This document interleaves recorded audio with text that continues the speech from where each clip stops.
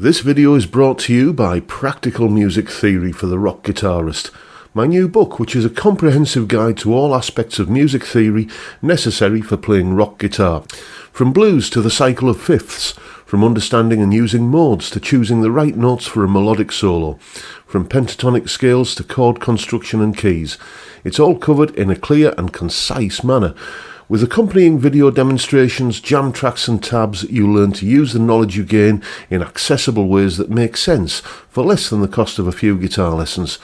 Check out the link in the description for more details.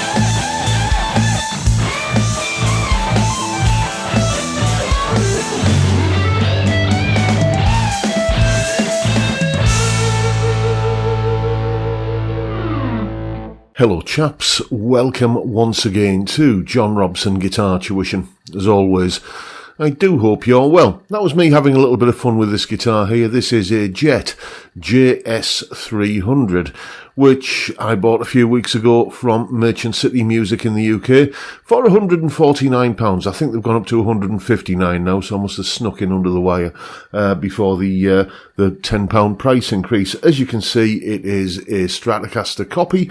And, at £150, it is a budget Stratocaster copy. We'll talk all about this guitar and what I think of it, and have a look at some bits and pieces of information concerning this guitar as we go through the video. But before we get into that, let's just take a look at the settings I was using in that demo piece there. I was, as always, using the Blue Guitar Amp 1 Mercury Edition, and the kind of crunchy, riffy kind of parts.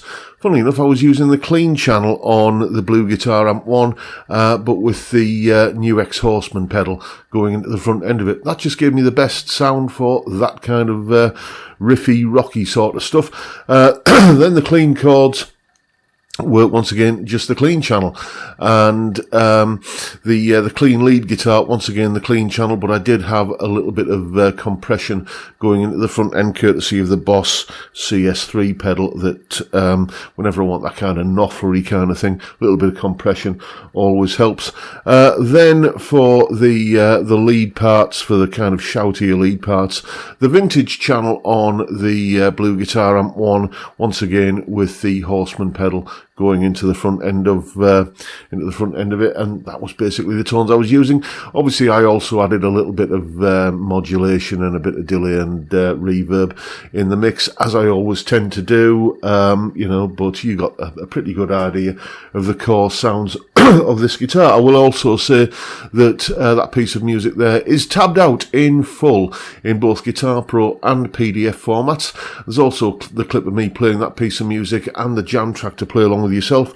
All of that is up on my Patreon page. There's the address, and the link is in the description. $3 a month gets you access to all of these additional resources that go along with these YouTube videos. And a massive thank you to everyone who supports me in that or any of the other ways, all of which are linked down below in the description. So what do you get for your roughly £150 then? Well, you get a basswood body, you get a roasted maple neck with a roasted maple fretboard, non-locking tuners, but you know, they are nice and smooth and positive feeling. That they don't feel, these tuners wouldn't feel out of place on a £500 guitar, to be honest with you. They don't have that kind of gritty, lumpy, budgety kind of feel to them at all.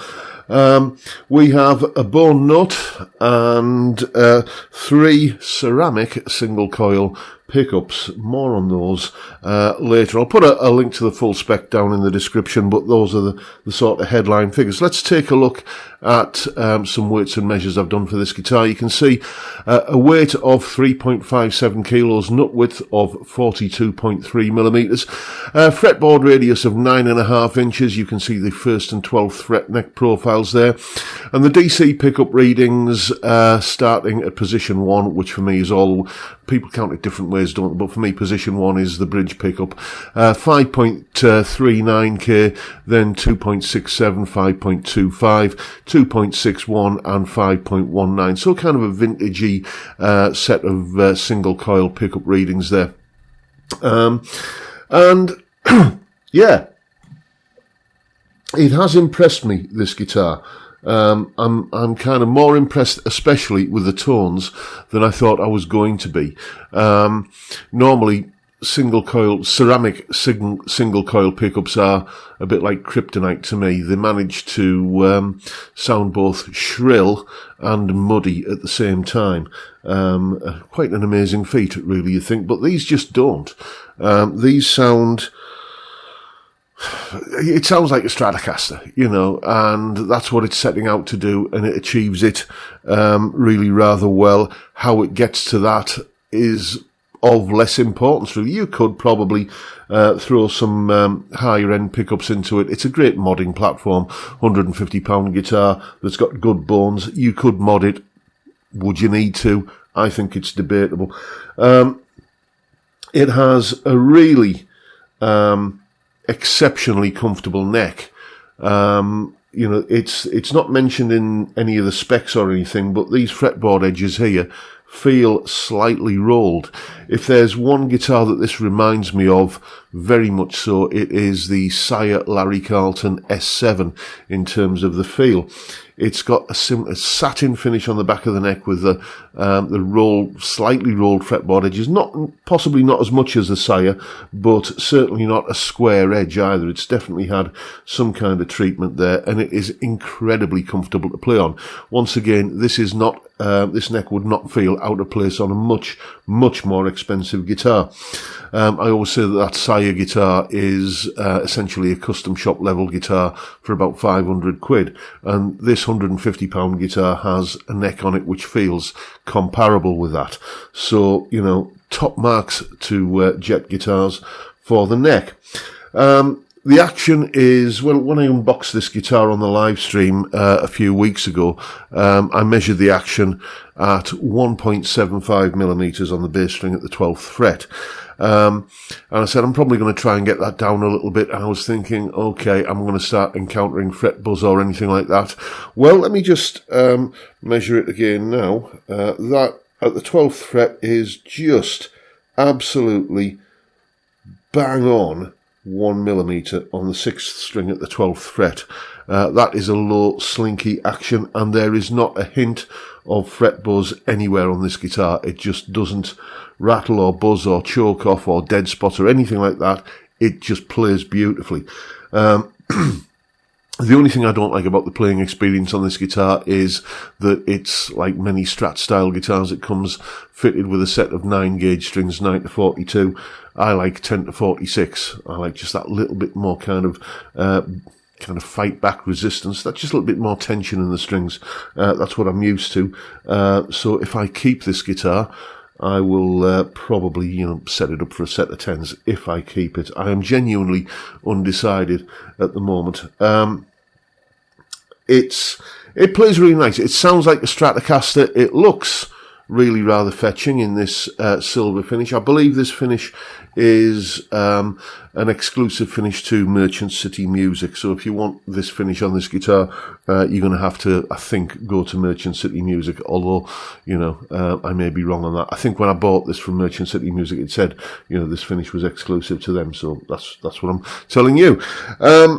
Yeah, let's have a listen to some more tones. I'm going once again through the Blue Guitar Amp 1 here on the Vintage channel, and with the guitar's volume all the way up, let's get rid of that. With the guitar's volume all the way up, this is what the bridge pickup sounds like.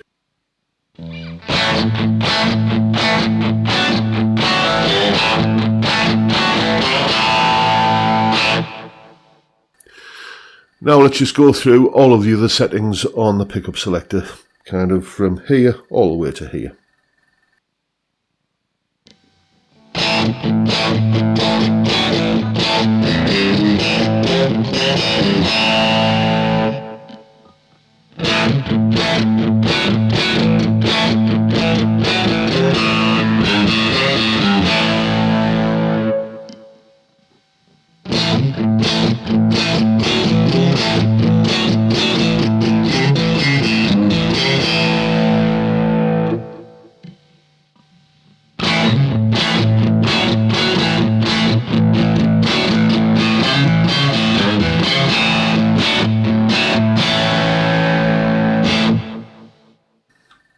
So, I mean, it's got, certainly in the neck position there, it's got that brass knuckle Texas blues thing going on quite well.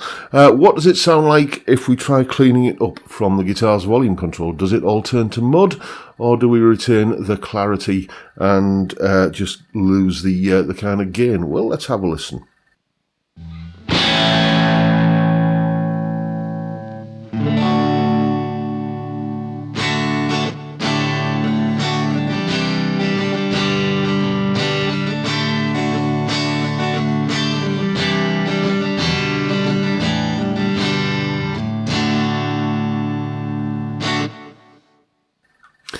So it seems to clean up okay from the guitar's volume control. The trem is, I've only ever tried it for kind of Hank Marvin style wobbles at the moment, and that it seems to perform, reasonably well for that. Let's have a listen.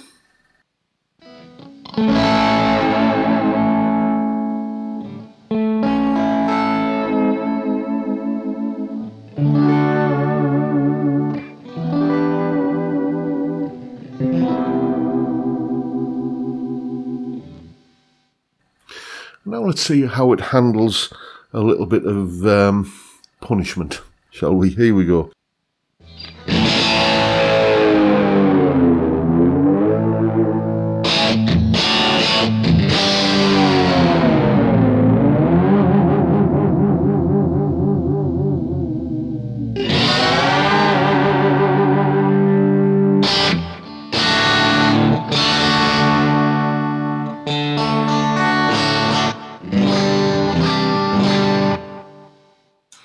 Not too bad. It is possibly out on a couple of strings there a little bit, but I'm sure getting rid of this butterfly string tree and lubricating the nut would improve matters greatly, and even maybe throwing a set of cheap Vanson locking tuners onto it. As I said earlier, a good modding platform. This leaves me with a decision, really, because I have to decide whether I'm going to mod this guitar, whether I'm going to throw some money at it and turn it into, it's just, you get the sense there is a much better guitar that's just inches away if you spend a few quid on it. Am I going to spend that money and upgrade this guitar? Because that's what I would probably do if I was going to keep it. But I keep coming back to the fact that I think probably the best Strat style guitar I've owned ever is the one I mentioned earlier, the Sire Larry Carlton S7. A custom shop guitar for about 500 quid. They are absolutely fantastic. They knock spots off, like not just the Fender Player series, but the Fender Player Plus series for me, you know, and beyond. I think they're fantastic guitars. And I had one, and I just found myself not playing it. You know, fantastically comfortable, sounded amazing, but it was a Strat. I'm just not into Strats. Will this be the guitar that will get me back into Strats? I enjoy tinkering with guitars, but do I really want to tinker with a guitar that I'm not going to end up playing very much? This is something I'm genuinely, the jury is still out. I'm undecided. I do like this guitar. It is a good example of the breed. Forget the price, okay? It does exactly what you want a guitar like this to do. And as I said earlier, ceramic schmeramic, basically. I don't normally care for ceramic magnet pickups, especially single coils, but these sound fine in the context of, you know, doing the Strat thing. It's just a case of whether or not the Strat thing is the thing that I want. And when it tends to be the thing that I want, I've got this guitar. Essentially, this is a Telecaster that identifies as a Strat. Nashville Telecaster. Thank you, Joe. And it does all of the kind of the Strat things with the kind of, you know, the position 2, position 4 kind of Knopfler, Robert Cray kind of tones, but it does Telecaster stuff as well. And, you know, this guitar is very, very precious to me because it was a gift from a really dear friend. And this is the one I always go to when I want the Strat kind of thing. So what function is this one going to perform that this one doesn't? Well, perhaps the trem, I suppose. But then again, I'm not really a big user of a trem. And if I want a trem on a guitar, I've got a lovely PRS there with an absolutely bulletproof trem. So, you know, but I do like the Jet. Is that just the new guitar novelty factor talking? It's the new toy in the box, and a new broom always sweeps clean, I suppose. I don't know. What I'm going to do, I think, is I'm going to hang on to the Jet for a little while and see just how often I find myself reaching for it. I'm not going to do anything to it.